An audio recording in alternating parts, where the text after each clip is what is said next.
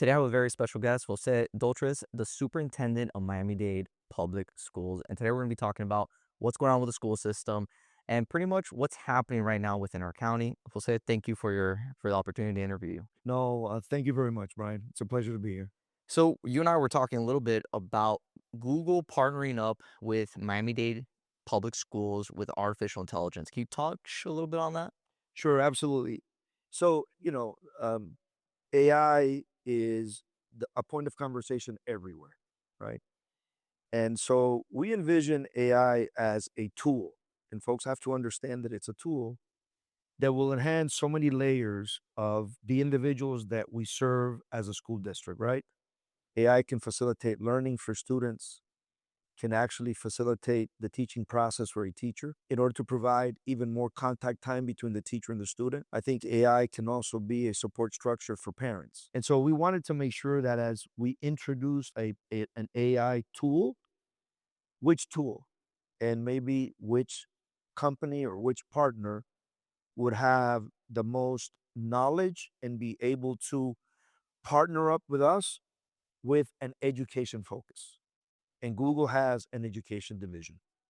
And Gemini provides a tool that will really assist our students. We started only in the high schools.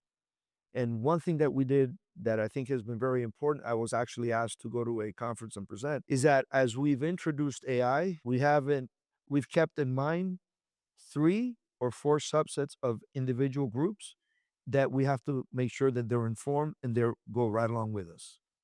It's our students, it's our teachers, it's our school leaders, and our parents. Our parents every step of the way.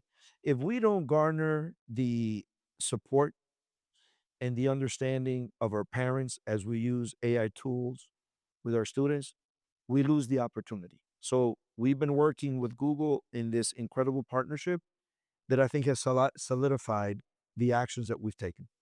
And how is this partnership with Google rolling out? So I guess like how are you implementing it within the curriculum for the kids? Sure. So the way we're doing it is we are introducing it in multiple ways. Like, for example, as we rolled it out, we knew that there would be important to make sure that we had teachers trained and well developed in how to use it and then how to share the tool with their colleagues in school. So we started with AI institutes for our administrators and for our teachers, right? Then what we did is we introduced it across the board in the high school. And Google has been a partner in making sure that we are adapting it correctly. If there were issues that we found with the tool itself, Danny Mateo, which leads our innovation department or division in the school district, has had constant communication so that it is a tool that is responsive. It is a tool that is responsibly used in the classroom. So to me as a school district, to me as a superintendent, I just can't partner with anyone. If we're going to do something so significant, which is AI, and it's here and it's tomorrow, it's not the future, we wanted to make sure that it would be with a solid partner that understood the challenges that we had and the importance of making sure that it's a product or it's a tool that has limitations, that is used responsibly, and a partner that would respond in areas that we would need help with. Is there any data that you have that shows how these kids are performing using artificial intelligence and those that are not using it? So, Brian, at this point, I don't think I can give you specific metrics. I Mhm. think it's fairly brand new. I think you need a couple of years if you want to compare AI users to non-AI users. I don't know if you're ever going to be able to get that comparison because Good point. the students are constantly. But what I can tell you, and this is straight from the students, right? The role that AI is playing goes beyond what we always hear, that it's used just to provide answers. No, the problem is we stay at that level. AI can really empower a student to prepare for a quiz or an exam before. AI can be used, the tool can be used to help you sort out the steps that you need within a math equation. The tool can actually help you be more collaborative, connect with students not only in your classroom, but with students across other classrooms and get to the next level of learning. One student in particular that has really made a big difference in our school district is a student with disabilities. Extremely extremely smart, but he has his limitations. Well, in his words, he says that AI has unleashed, listen to that, right? Has unleashed his ability to express himself more, to feel more confident, to not feel limited in terms of what he can learn and what he can do. And one thing that we actually spoke to Google about was potentially piloting AI in a classroom with students with autism. Wow. Because those students with autism, they're limited sometimes in their language. Uh, they're always they need structure, right? So imagine, and they're looking at this, I believe very much in the ability of artificial intelligence tools to really unleash the potential or provide a greater mode of expression or learning on our students with disabilities. But what about English language learners, Yeah. right? Yeah. They cannot communicate or are just starting. These are tools that help them quickly, uh, help them maintain the level of proficiency that they may have in mathematics and science, because what it does is automatic translation. So the tool is very powerful, and we've been trying very hard to highlight all these additional empowerment pieces that I believe will bring to the learner. I believe AI is a tool that will make us better humans, will make us more agile, be able to learn faster. And so that's the premise that we've been taking. We started with the high schools. Now we're considering middle school because that's a different subset of students. And at the end of the day, you know what? AI is not going to control us. We have to control it. We have to manage it and we have to shape it. And that's the way of doing it, understanding how to use it. Yeah, this is amazing times. The fact that we have artificial intelligence combining with education and helping these kids That's right. that that may have been forgotten in the system because their ability to learn was maybe a little slower than the group. I'm excited that you guys are Yeah, doing this. This is gonna help a absolutely. lot of people. At the end of the day, what you hear about in education is an AI tool will help us individualize learning like we've never done before. I can really get to know you as a student and what are the areas or gaps that you may have very deliberately, and then create assignments and lessons that are more tailored or custom to the individual student. We've been saying that we individualize instruction, and we have in many ways. This tool gets us to the next level. So the big question that's out there in the media, and I'm gonna ask you this one because this is something that I've seen in multiple reports. What happened to the 13,000 students that are supposed to be reported within the Miami-Dade public school system? Where did they go? So I love that question because the perception is one that lacks understanding. So we did not lose 13,000 kids. We had the the lowest registration and enrollment ever. So it's not that our kids went anywhere, is that we did not register a very large number of kids because we don't have newcomers like we always have. Miami has been the school district has always received a lot of students from many places. This year, that did not happen. Not only in Miami-Dade, but across the state. So when folks say that, where do the kids go? They didn't go anywhere. They never came to us. And so that's the big differential. In this 13,000 number, you can literally say that there's a very small portion of those that either left the schools for uh, the financial difficulty that Miami represents, or there is a lower birth rate that is impacting our kindergarten cohort. And for whatever other reason, some might have gone to charter school, some might have gone to private, but the numbers are very minute. For people to understand, please, that this is not a losing or leaving the school district, is that we did not have the entry that every year we have. Mm. So enrollments is about exiting and entering. Our exiting was not significant. Our entry was children that never registered, that did not come to Miami-Dade because of so many other factors. So, do you think that the migration that we're seeing right now on the media, right? People coming to Florida, specifically Miami-Dade, is that is that really happening on your end? Are you seeing that? Are you seeing that, or We're seeing it gradually, and we know that we have great companies that are coming here that we're trying to even make sure that we market our schools. We have over 1,000 magnet choice programs in our district. Yes, but the numbers will not compare to the numbers that we typically receive students from other countries in other states. I mean, the numbers won't compare, right? So they are coming in, but not to compensate for this huge loss that we, along with other school districts, I mean, Palm Beach, the same thing, Broward too? Broward, I mean, we're all in the same situation, right?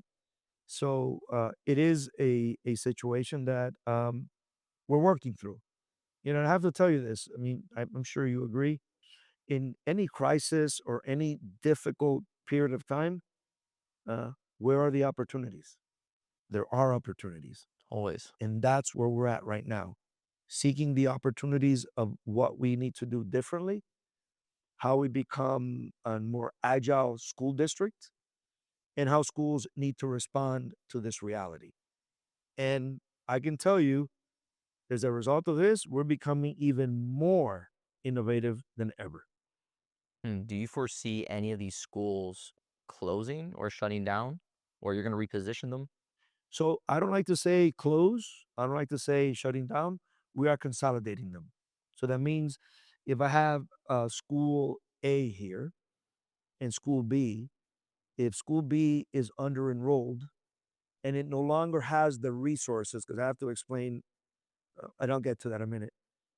What we do is we may no longer have school B, and then the students are brought into school A.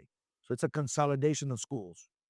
So when we decide no longer to have a school open, it always has to do with, are we resourcing that school correctly? Okay. So if we see a situation where under enrollment is not only, we tend to use the word under enrollment, which is fine, but it's under enrollment with the lack of resources that we need to make sure that all students have in that school. So if the equation is your enrollment is low and that we're not able to resource that school sufficiently, then we need to see what else we can do. And absolutely, this year we are consolidating approximately 6 schools, and then we are actually not using some primary learning centers. So that is somewhat of a shrinkage. Every year we consolidate schools. 2 years ago, we consolidated 4. Last year, we did 3. This year, we're entering to 6, plus the primary learning center. So absolutely. We're doing that. And then we are reimagining the facilities that remain vacant as a result of these consolidations. So, I guess what are some of the ideas that you guys are thinking about for those vacant buildings? So, multiple ideas, right? One of the ideas that has been really important is to develop, have an opportunity for residential housing.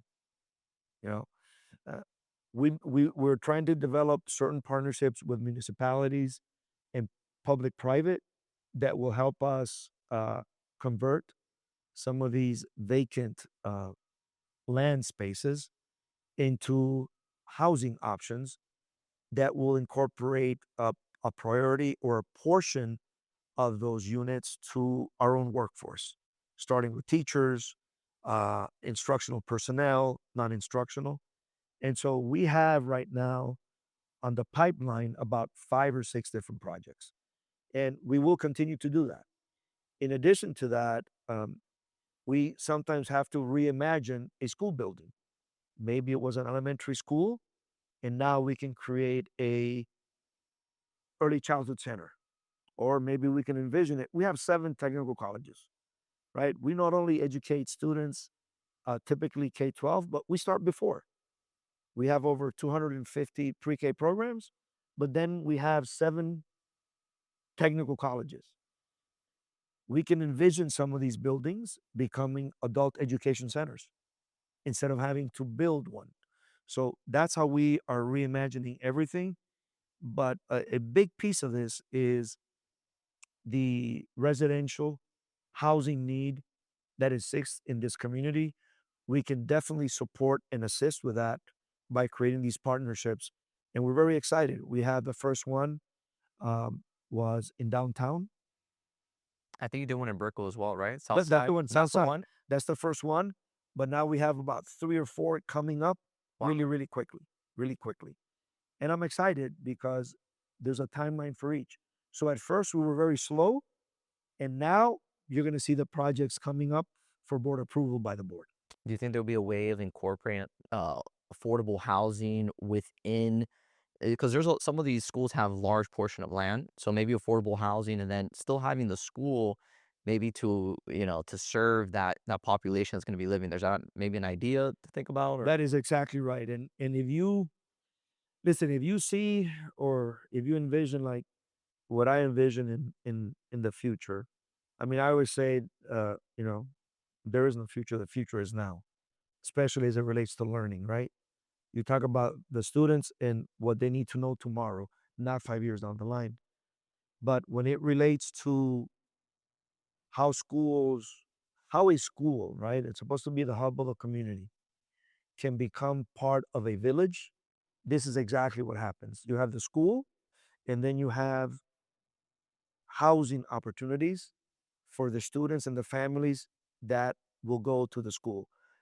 We actually have one coming up in the South, okay. the Polly Mays Conservatory Academy, that will become a K-12 school, and then with housing attached or right next to the school. The idea is to create a village concept where you have not only the school, but you have housing opportunities, of course, for the families there and also our employees. Yeah, I think it's innovative because there's so much land that the Mhm. school has, and I think Miami is. We just need more affordable housing in these areas. So I think this is going to be a great solution. But I guess I want to address another perception here that a lot of people have, and it's something that gets pushed in the media, that public schools are not competitive with charter schools or private schools. I guess you want to touch on that, or Yeah, I think it's the opposite. I think it's the opposite. We compete, and not only for the sake of competing, but listen, I need to say something. Here in Miami-Dade, our residents have an incredible school system, an incredible school district. Or let me not say the word district. They have an incredible network of public schools. I don't like system. I don't like district. They have an incredible network of public schools that are solid, and they have been recognized for excellence. The one of the best urban school districts, right? Right in their backyard, right? A school district, a network of schools that has been um, recognized by the state with a letter A designation 6 years in a row. We are a school district that has received a district of distinction. So our programming has always been to explore the possibilities of what students are needing and wanting, and what also the parents as well. I believe we can be, I know that in many cases we're more innovative than some charter schools and some private schools. Absolutely.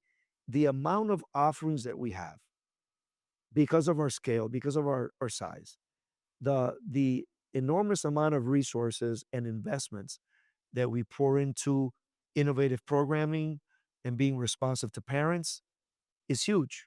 And I don't think in many ways they can compete with us in terms of offerings. Now, that there's another perception, and charter schools, we're here with them, right? They are public schools as well.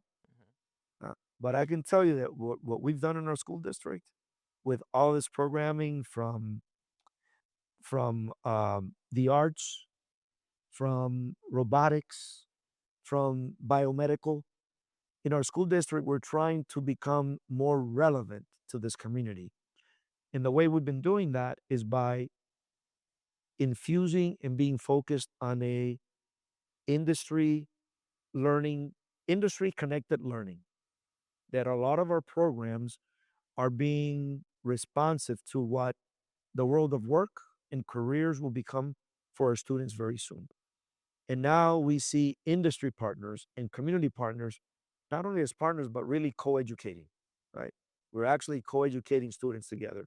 So more than ever, we have now companies and community um, um, organizations coming in and providing internships, apprenticeship opportunities for our students so that as they graduate from high school, they're not only graduating with a high school diploma, it's high school diploma plus.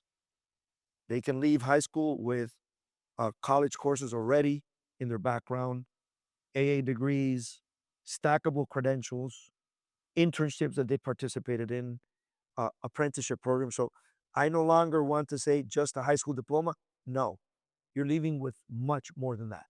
And that is Miami-Dade County Public Schools, making sure that all those additional opportunities are provided to our students. Because I feel like a lot of parents are concerned, all right, I have my kids in the public school, but in the next step of their life, when they get into the workforce, how are those skill sets that they're learning or education going to translate to college or translate to, the workforce? Because I think right now we're seeing that with artificial intelligence, a large population went to school. A lot of these kids have these degrees that cost hundreds of thousands of dollars. They can't even get employment. And a lot of kids are probably thinking right now, hey, should I even go to college? Maybe stick to my high school, maybe go into the trades or into another industry. So how with these partnerships that you lightly touched on, what type of partnerships specifically are gonna get them from, hey, they're working right now, they're in high school, next thing you know, they're making six figures. Is there a path that you guys are working on to get them there? So one of the things that we've been doing for the last 3 years is precisely that, developing pathways for students. Because at the end of the day, listen, we prepare students for the most rigorous curriculum that we can with our students, right? But at the end of the day, we know that some students may not be ready for college yet, or that's not their option yet. And some of them need other pathways.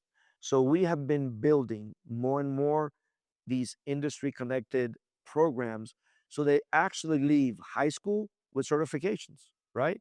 Whether it is in the health field, you should see we have like dual enrollment programs in some of our high schools where they participate in high school, but they're participating in these industry programs like nursing, like finance, like aviation, right?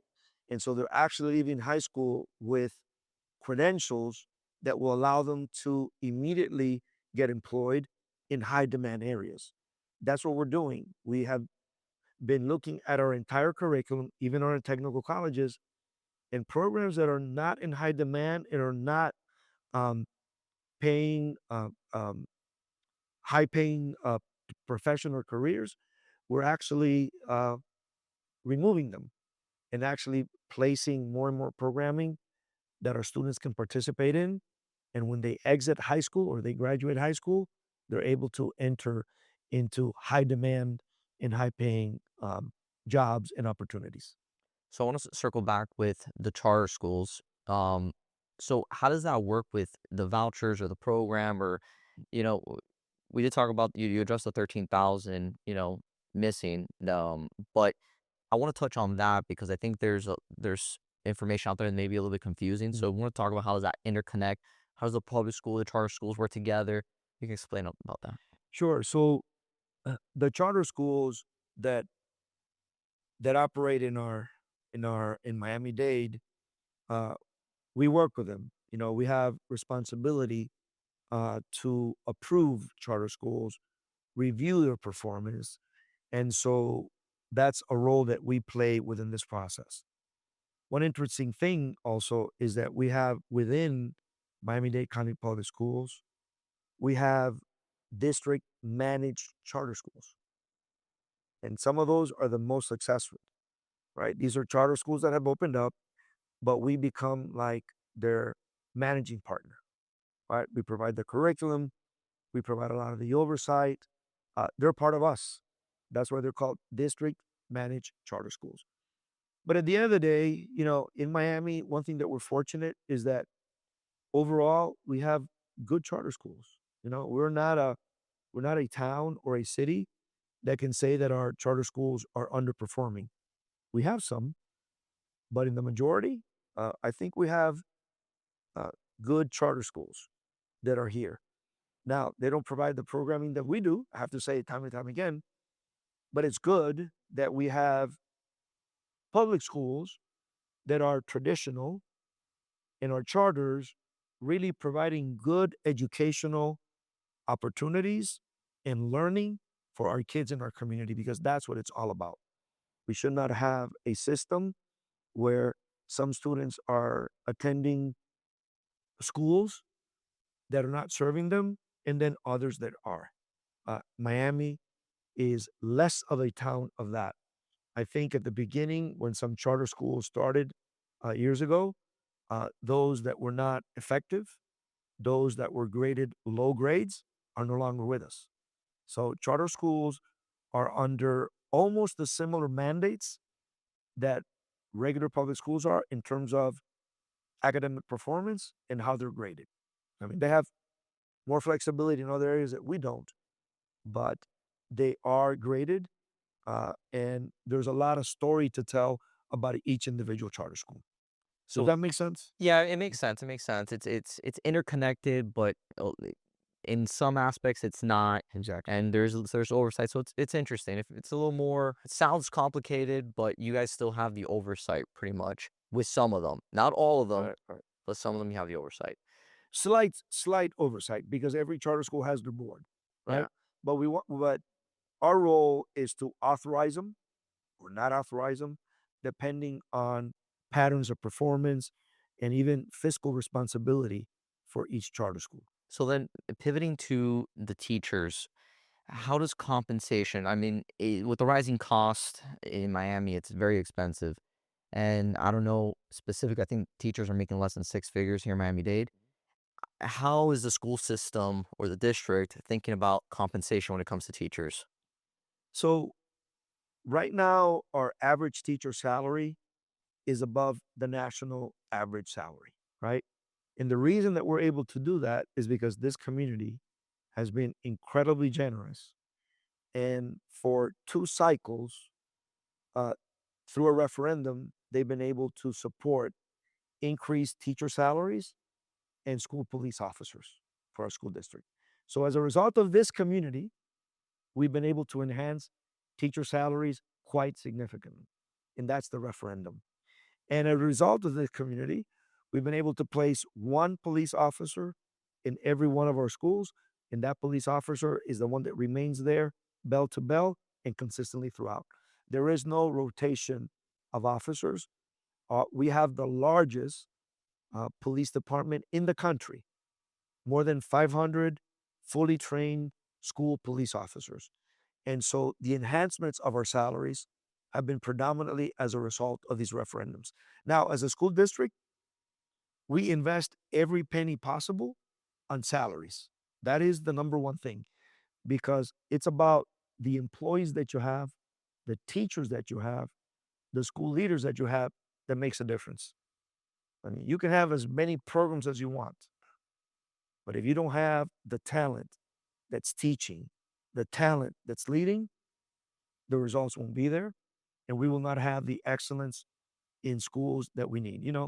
We pride ourselves in saying that we stand strong in saying that we have several characteristics: excellence, choice, safety, and innovation. If you actually look at us now, Miami-Dade is our school district has a complete parents have the complete ability to choose one school over another. They're no longer bound to a boundary. We are a district of choice. And we did it officially like 2 years ago. And so if you want to take your child to Coral Gables or to Miami Gardens or to Brickell, as long as the school has space, you're in. There are no restrictions as it relates to those old boundaries where students and families had to remain. So then I guess that's why we're seeing the consolidation happening because parents are saying, hey, I don't want to put my kids in this school. Let's move them over to this school. Absolutely. And that's what's going on. Wow, that's fascinating. So then how are you guys retaining the best teachers then? So what's the retention plan? So we've had a retention plan here. It's not now. We've had it forever. I used to be the chief of HR, of human resources, and then professional development was part of my department. Miami-Dade invests a lot in the talent that we hire to make sure that they're developed properly, that we provide training. And lately, the new hires, and this is interesting, right? You would tend to think, or folks think, that we hire teachers from colleges of education. That's not the case anymore. Not here, not across the country, right? The colleges of education are graduating less and less graduates. So the profile of the majority of our teachers that we're hiring are kind of like me. I was a career changer. And so we are hiring from all disciplines: architecture, business, nursing, law. So we are having professionals coming into the teaching profession for the first time and really making an impact. Wow. And so our development of our teachers is pedagogy for those that are coming in new to the profession, and then expanded professional learning for those that got the traditional training of an educator in a university. But as our schools become more complex, as our programming becomes more innovative, guess what we need? We need specialists in certain fields. And that is empowering our ability to really provide instruction that is even the content, or the folks that are teaching have expertise in certain disciplines, not in terms of being a generalist education. That tends to happen more at the elementary level, right? But as we enter middle school and high school, the content knowledge of our teachers in these areas become critically important. Wow. So you're bringing industry practitioners who are actually doing it into the school system. Absolutely. So then what are the results that you're seeing with that? So, and that is research based, right? There is a easily, and research has shown that a teacher that comes in from a education background versus a professional that enters teaching, one or the other, there's no there's no clear determination which background is best. Wow. Right now, what does occur is we have to, within the first 3 years of professionals that are coming into our school district, within those 3 years, we have to ensure that we provide the development that they see opportunity in our school district. Listen, we are an education enterprise. Hmm. We are the largest employer. And so when we hire teachers and we're hiring these professionals, and even folks that are coming from the education field, they have to see our school district as one that has multiple career opportunities for them: IT, finance. They can become an administrator, they can become a coach. So we are no longer hiring individuals that want to stay in the classroom for 30 years. Interesting. That's not what the market is now. So we have to present all of these multiple career opportunities as we hire them, and consistently provide training, provide coaching, and more importantly, providing the best teaching and learning environment, so teachers feel valued and they feel within an environment that they're trusted, they're valued, and we're providing the best for the teacher and the student. Why are you seeing that trend? So you're getting these practitioners are stepping out of their careers, they're switching over to education. Mhm. I guess if you've done it, right? Why are you seeing that happening now? Well, I can tell you what I did. It. I had a passion to working with students. And I think what you see is some of these professionals that are making the change is precisely that. Or, listen, going back to my story, I worked for American Express. I was a field auditor, and the job or the role kind of no longer fitted with me. And I was seeking a change. And when I entered the teacher, I remember when I got my first classroom, I never felt it as a job. To me, it was like, hey, this is wonderful. So you have professionals making those changes probably because of conditions. Our working conditions are solid for teachers. They want to have more flexibility. They're making those changes. They're making changes as a result of their own passion of working with students. And the school district provides a lot of stability in employment, has an exceptional healthcare program of wellness, and also some pretty solid paid leave opportunities, and also a Florida-backed, Florida-supported retirement system. So these are all the different aspects that I believe professionals from other disciplines are considering us. So then why is this perception in the media that Miami-Dade and maybe South Florida in general has a teacher shortage? Okay, so the teacher shortage is real, is real. We have a shortage now less than ever. Okay, I think this year we've had probably the less number of vacancies that we've ever had because of the lower enrollment and not a need for a lot of teachers as much as before. There are certain areas in teaching that are called critical need areas. And that's where we have maybe large numbers of vacancies. One area in particular has to be high level math. The other one is the area of teachers for students with disabilities. So there are needs, there will always be needs for teachers, but sometimes you have cycles that are greater than other. I do not believe that right now, I know because I was a chief of HR 3 years, 5 years ago, and the number of vacancies that I had was much higher. It always kept me, I lost sleep as a result of it. Wow. Now, the need for teachers is not as great as it was like 5 or 6 years, or maybe even 3 years ago. So I think we're leveling off and we're doing incredible work of trying to attract new talent. We have even our grow your own. If we have a clerk, if we have a paraprofessional that is interested in teaching, we help them with the process to become a teacher. So between our grow your own, the regular pipeline of hiring teachers, and then these content area specialists, we're doing everything we can to recruit from different areas as to hire the best talent possible. So I want to ask you this question because I had a parent that I was talking to me about it. So Miami-Dade County has a program or a path to Ivy League schools. Or can you touch on that a little bit? Sure. So we have, this is the world of advanced academics, right? We have a lot of students and parents that are seeking to make sure that when their students graduate from high school, that they participate in very advanced coursework. So we have advanced placement courses, we have the International Baccalaureate program, and we have ACE, which is an international education model. All of these programs basically prepare students for high end or Ivy League universities. And we set them in motion, right?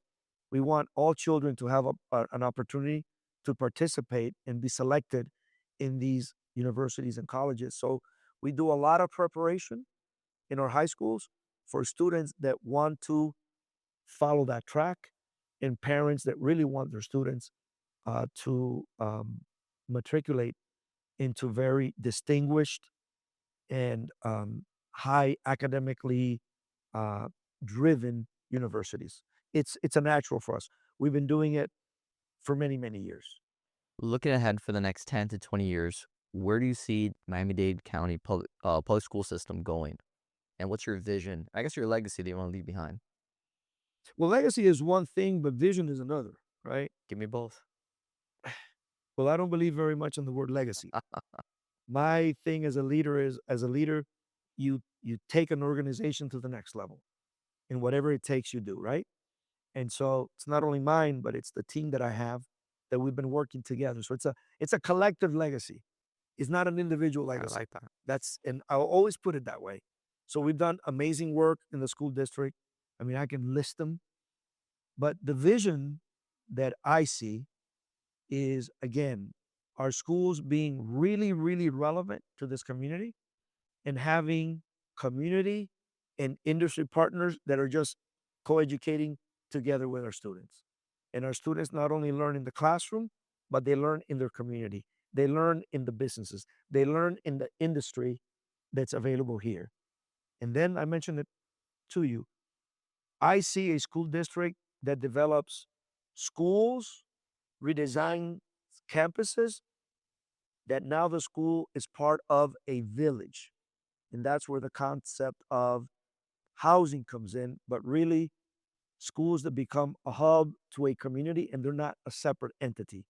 They're part of the community. So this concept of a school being part of a village is really important. I envision schools, and we're doing it already, not only for classrooms, but schools that have the opportunity to have community centers in the school, right? Uh, Services that are available to the community within our own schools, right? We're open right now. We just started um, inviting private pre-K providers to come and take, you know, and rent space with us. We're not competing with them. They may be able to come into our school building, open up a couple of classrooms, private early childhood providers, but they're going to end up in a really good environment, a nice playground. By the way, a police officer at the front door. So that's what we need to do. We need to come together as a community and not see these schools only for schooling, but we can do so much more in them and integrate. That's my vision. That's what I would love to see. And I think that is the future of a public school entity that wants to be successful. They cannot just stay with it. It's not about our students. It's not about our families. We need to reach out more and more. And, you know, listen, we're doing right now where we do webinars for parents. We did one on AI. And I told my team, I don't want it only for our parents. I want it for our community. We are in the business of educating our community, not only our students and not only our parents. In the world of ESE, students with special needs, we did another webinar. We wanted to make sure that we opened it to the entire community. Parents that have students with disabilities that need the support, that they need to know what's available for them. And so to me, that's the vision. The interconnectedness more and more with the community is key to a successful network of schools, to a successful organization that is responsible for the majority of the students that we're educating in Miami. Jose, thank you for your time. I really appreciate it. And if you guys found this video insightful and learned something new about Miami-Dade Public School System, drop your thoughts in the comments down below. Thank you again, Jose. Thanks, Brian. It's a Thank you. pleasure. Thank you. It's a pleasure.